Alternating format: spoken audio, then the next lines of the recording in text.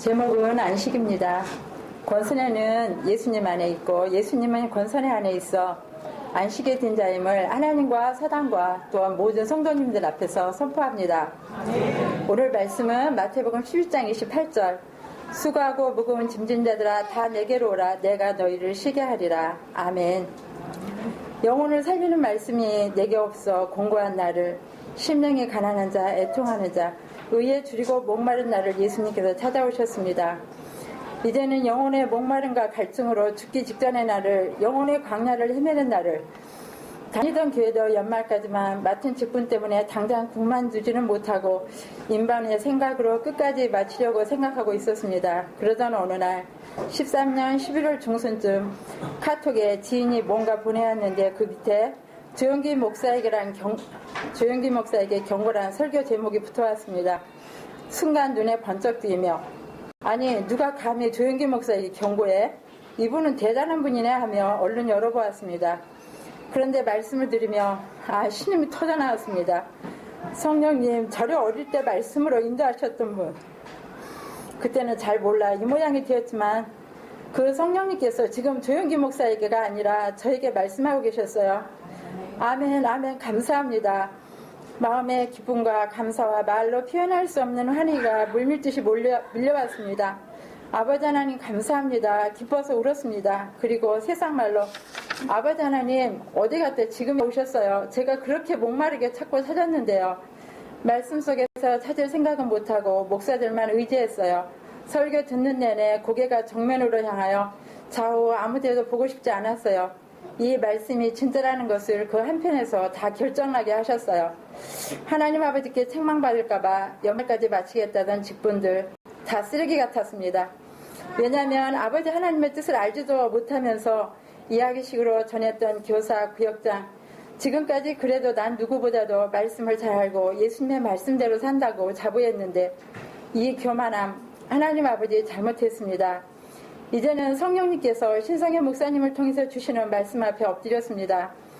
로마서 8장 29절에 보면 하나님이 미리 아신 자들로 또한 그 아들의 형상을 본받게 하기 위하여 미리 정하셨으니 이는 그로 많은 형제 중에서 맏아들이 되게 하려 하심이라고 말씀하시므로 창세전에 엘로힘이신 하나님께서는 사람을 창조하여 하나님의 아들로 예수님의 부활의 생명을 넣어 아버지 하나님의 아들로 영원히 살게 하시고 사단을 멸하시고자 하는 계획을 세우시고 사단에게는 비밀로 하셨습니다.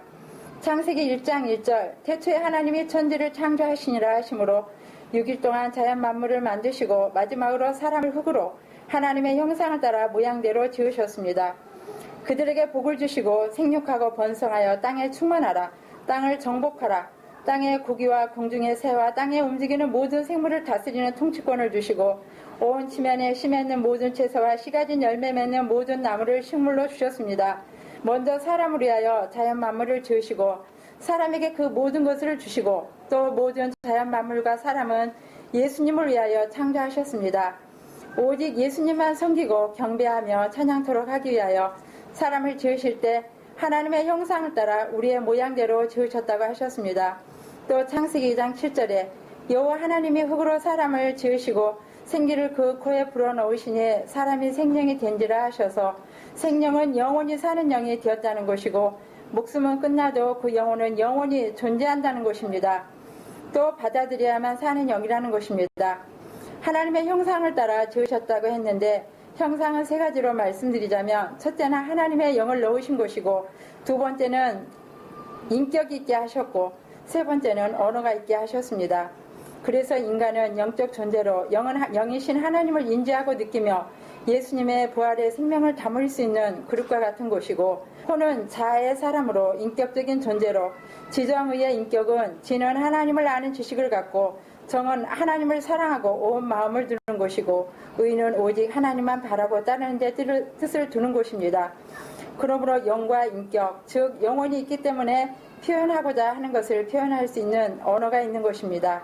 다시 말하면 하나님이 불어넣으신 영은 영이신 하나님을 인지하고 담을 수 있는 것이고 인격으로는 예수님을 사랑하고 교통할 수 있는 것이고 언어로는 삼위 하나님께 찬양하고 감사드리고 의사를 소통하는 것입니다. 그렇게 하나님의 형상을 따라 모양대로 지으시고 에덴 동편에 에덴 동산을 따로 창설하시고 사람을 그곳으로 이끌어들여 하나님의 안식을 맛보게 하셨습니다. 기쁨과 평안과 만족과 행복함만이 있는 곳, 이것이 하나님 나라의 안식입니다. 부정적인 것은 아무것도 없습니다. 이 에덴의 안식은 환경적 안식이므로 영원한 안식이 아니므로 환경이 깨어지면 깨어지는 안식입니다.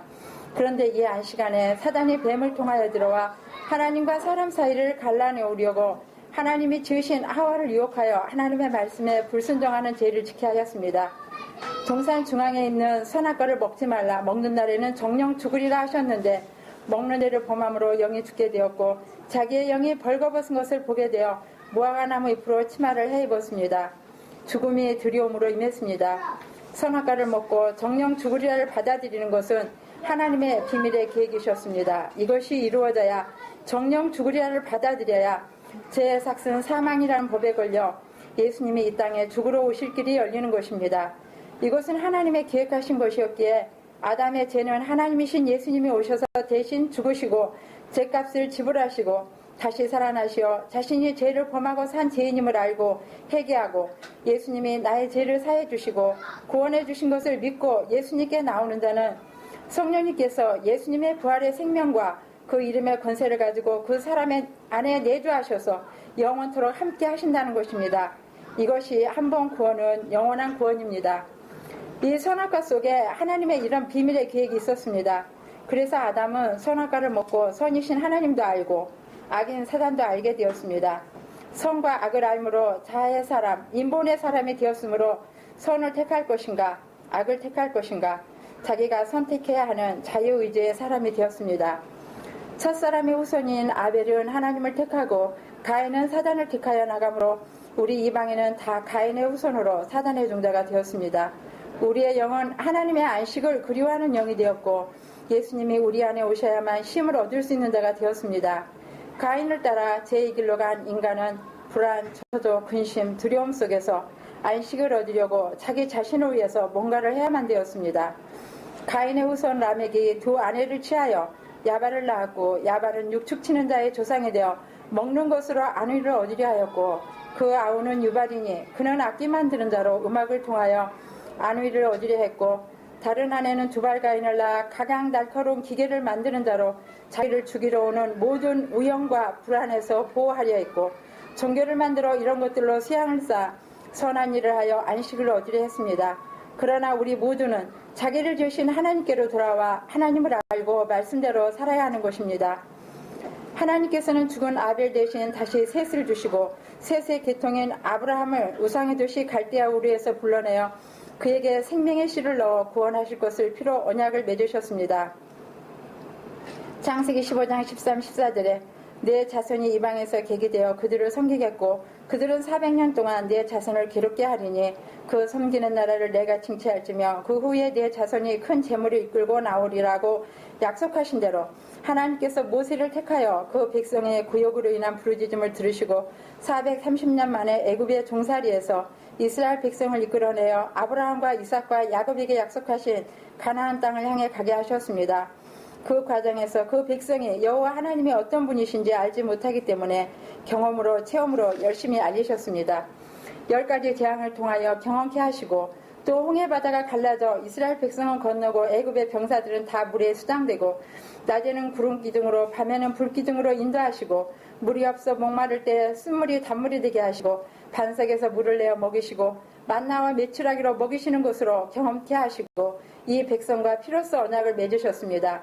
너희가 내 말을 듣고 순종하면 나는 너희 하나님이 되고 너희는 내 백성이 되고 제사장 나라가 되리라고 일방적으로 언약하신 것이 아니라 그들에 동의하여 하였습니다. 그리고 모세를 시내 산으로 불러 성막을 보여주시고 십계명을 주시어 그들에게 하나님을 어떻게 섬겨야 할 것인지 모세를 통하여 일일이 지시하셨습니다. 먼저 번제단에서 그것은 죄를 범한 자가 죄 없는 소나 양에게 자기의 죄를 전가시키고 각을 떠서 번제로 불로 태워드리는 것입니다. 죄 없으신 예수님이 나의 죄 때문에 대신 심판받아 죽으시고 그 피로 온 인류의 죄를 사하셨습니다. 이제는 누구든지 자기가 죄인임을 알고 살기 원하여 예수님께 나오는 자는 예수님이 십자가에서 흘리신 피로 죄를 씻어주시고 다시는 기억지 아니하시고 죄와 사망에서 구원해 주신다는 것입니다. 다음 물두멍은 제사장이 하나님께 제사를 드릴 때나 성소에 들어갈 때 손발을 씻어야 하듯이 예수님의 피로 제사함 받은 자는 이제 영적 죄와 육체의 죄들에서 성소에서 말씀하시는 죄들에서 깨끗이 떠나 나와야 하는 것을 말씀합니다. 이것은 나의 의지로 하는 것입니다. 가증하고 부정한 모든 죄들에서 깨끗이 나올 때 성소에 들어갑니다. 예수님 안에 들어가는 것입니다. 성소 안에 들어가면 금등대가 나오는데 성소를 밝게 하기 위하여 등불을 켜고 아침 저녁으로 감검하라 하십니다. 그 흐름은 없나 불똥은 없나 맑고 밝게 하라고 하셨습니다. 이것은 내 성품에서 나오는 죄들을 성령님께서 지적하시면 알게 하시면 즉각적으로 순종하여 죄를 버리는 것입니다. 보혜사 성령님의 도우심으로 그 죄들에서 나오는 것입니다. 다음은 떡상으로 12덩이의 떡을 두 줄로 진설하라 하셨습니다. 지극히 거룩한 떡은 제사장에게 돌리라 하셨습니다. 이 떡은 세상의 것이 아닌 세상과 구별된 하나님 성전 안에만 있는 하나님이 친히 주시는 생명의 양식이란 뜻입니다. 성전된 자만 먹을 수 있는 예수님이 먹여주시는 예수님의 말씀입니다. 제사장들이 성소에서 하나님의 일만 하고 축복의 말만 했듯이 이제 떡상에서는 예수님이 먹여주시는 말씀을 먹고 축복의 말을 하고 거룩한 제사장의 삶을 사는 것입니다. 내 생명은 예수님의 것임을 알고 나를 사단의 손에서 건져주신 것이므로 11조도 헌물도 내 생명의 떡, 내 떡을 예수님께 드리는 것입니다. 내게 영원한 생명을 주신 예수님께 내 생명은 나의 모든 것은 예수님의 것임을 알고 생떡으로 드리는 것입니다. 분향단은 오직 예수 그리스도만이 하나님께 나갈 수 있는 길입니다. 예수님만 하나님이 받으십니다. 순결한 기름, 무교병, 오직 예수님, 어느 것도 섞이지 않은 세상 것은 아무것도 없는 오직 예수님만 예수님으로 지성소에 들어갑니다. 내영 깊은 곳, 아버지 하나님이 계신 곳, 그곳에서 날마다 예수님의 피로 죄를 씻고 아버지 하나님과 교통하는 것입니다. 네 개의 강을 통하여 이제 성전이 된 자 안에는 하나님께서 에덴 동산 안에 네 개의 강을 통하여 넣으신 뜻을 깨달아 날마다 경작해야 합니다. 그래서 100배, 60배, 30배의 결실로 나가야 합니다.